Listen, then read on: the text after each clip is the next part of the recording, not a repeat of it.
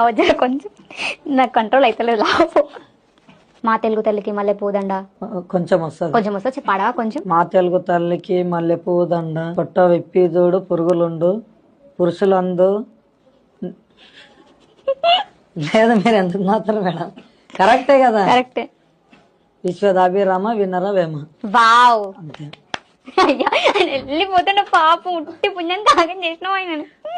Okay అన్నీ వస్తాయి. అంతే కరెక్టేనాది.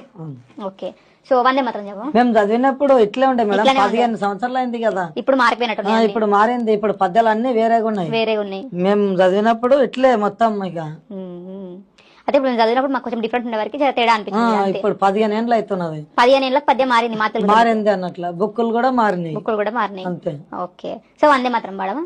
నీకు ఎంతవరకు వచ్చి అంతవరకు. జనగణ మన అధినాయక